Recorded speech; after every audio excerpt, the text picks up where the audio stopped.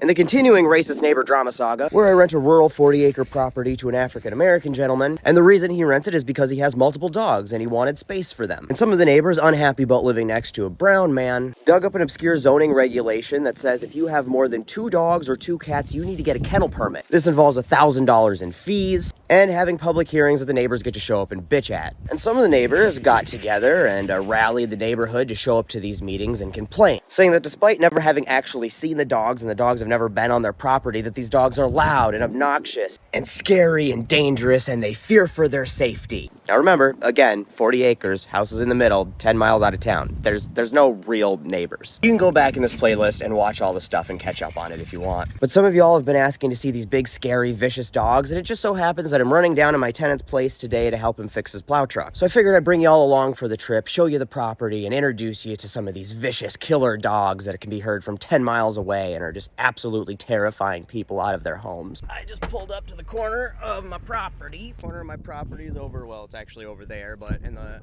property line's over there. This is all of my field. The neighbor's house is, you can kind of see the roof over there, and my house is way over there. And now it's windy out, but here is the decibel reading. You'll notice you don't hear any dogs, you hear wind, but yeah, no dogs out here. So now we'll go pull up in the driveway and see just how loud these obnoxious dogs are when you're right next to the house and the garage where they all live. Hearing any dogs barking?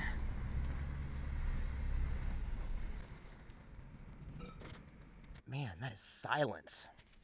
All right, now I can kind of hear the dogs. Do you hear them? I mean, we're still at the same average ambient noise level we had out there, but we're getting close. They're in the garage. All right. Puppies. That's the loud, obnoxious barking that all the neighbors are complaining about.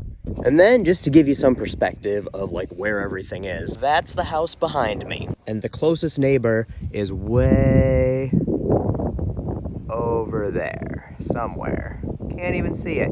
And once again, house behind me with, by the way, a fenced-in yard. And this is a full scan of everything you can see. There's the barn, the house is over there. Still, full scan, full scan, full scan. And my property goes all the way back to that tree line.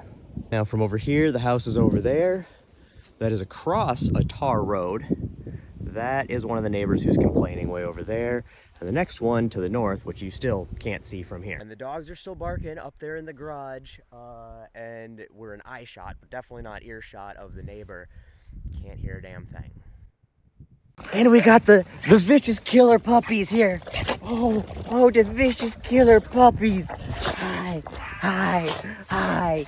Hey, look at you guys. Look at you guys. Look at you guys. Oh. So now you've seen firsthand the menace that these dogs are to the neighborhood. These horrific, just horrendous, vicious beasts that just could snap at any given moment. And if they did, you might have to like shake your ankle really hard to get them off, and you could like injure yourself by pulling a muscle in your back or your hip or something. And if they start coming after you to get away, you might have to go at a really brisk walk. And you know, not everybody's got the cardio for that. I also want to point out, just to reiterate how disingenuous the neighbors are being. We found in the minutes from a September 2022 township meeting, a different neighbor wrote an email complaining about an actual kennel operation and their like excessive barking and stuff like that just down the road. So for the neighbors to suddenly pretend like 6-8 months after my tenants moved in, who have had these same dogs the entire time, that now all of a sudden their dogs are the problem and it's definitely their dogs that are making all of this alleged noise that they hear, just once again goes to show that they are all full of shit, and it was never about the dogs, it was always about the tenant. But thank you again all for all your guys' support through this whole thing. Y'all have been great.